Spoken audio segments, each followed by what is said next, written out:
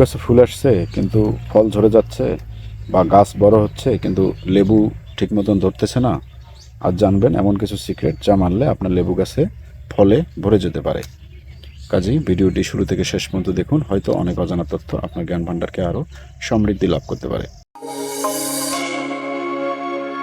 আসসালামু আলাইকুম। JNA অ্যাগ্রোর পক্ষ থেকে আপনাদের সকলকে জানাচ্ছি আন্তরিক অভিনন্দন এবং শুভেচ্ছা।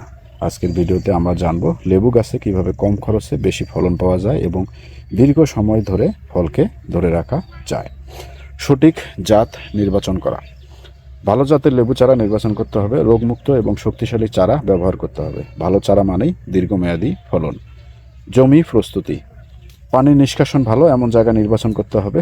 প্রতি গর্তে গোবর সার 20 থেকে 30 কেজি দিতে হবে। মাটি ঝুরঝুরো করতে হবে। মাটি ভালো হলে গাছ দ্রুত বেড়ে উঠতে সক্ষম হয়।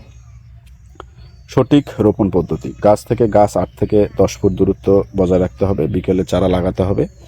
লাগানোর পর হালকা পানি দিতে হবে। সঠিকভাবে রোপণ করলে গাছ শক্তি লাভ করতে পারে। সেচ ব্যবস্থাপনা। নিয়মিত হালকা সেচ দিতে হবে। পানি জমতে দেওয়া যাবে না। গরমে একটু পানি বেশি দিতে হবে। সঠিক পানি মানে বেশি ফুল এবং বেশি ফলন। ফুল ও ফল বাড়ানোর গোপন টিপস। ফুল আসার সময় পটাশ সার ব্যবহার করতে হবে। বোরন স্প্রে করতে হবে। অতিরিক্ত ইউরিয়া সার কমাতে হবে। এতে ফুল ঝরা কমে এবং ফলন বেশি হয়। পরাগায়ন বাড়ানোর কৌশল। মৌমাছি আকর্ষণ করতে হবে। সকালে হালকা পানি স্প্রে করে দিতে হবে। প্রয়োজন হলে হাত দিয়ে হালকাভাবে গাছটিকে ঝাঁকাতে হবে। এতে ফল ধরার হার অনেকাংশে বেড়ে যায়। পোকা এবং রোগ দমন। নিম তেল স্প্রে করে দিতে হবে। লেবু গাছের পাতায় জাপ পোকা নিয়ন্ত্রণ করতে হবে। প্রয়োজন হলে অনুমিত মাত্রায় যে কীটনাশকগুলো আছে সেগুলো ব্যবহার করতে হবে। পোকা কম থাকলে ফলন বেড়ে ওঠে বা অনেকাংশে ফলন বাড়ে।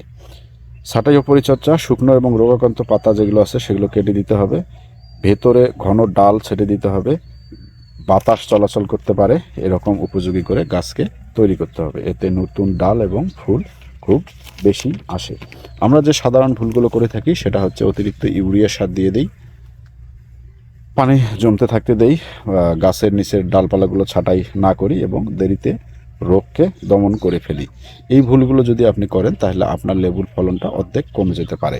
আর যদি এই ভুলগুলো না করেন তাহলে আপনার লেবু গাছ হবে সুস্থ এবং সবল, ফুল ঝরা কমবে, ফলন হবে বাম্পার, দীর্ঘ সময় ধরে ফল পাওয়া সম্ভব হবে। কাজেই আজকের ভিডিওটি যদি আপনার ভালো লেগে থাকে তাহলে লাইক, কমেন্ট এবং শেয়ার করবেন। আর যারা আমার এই চ্যানেলটিতে নতুন তারা সাবস্ক্রাইব করে পাশের বেল বাটনটি অন করে দিবেন।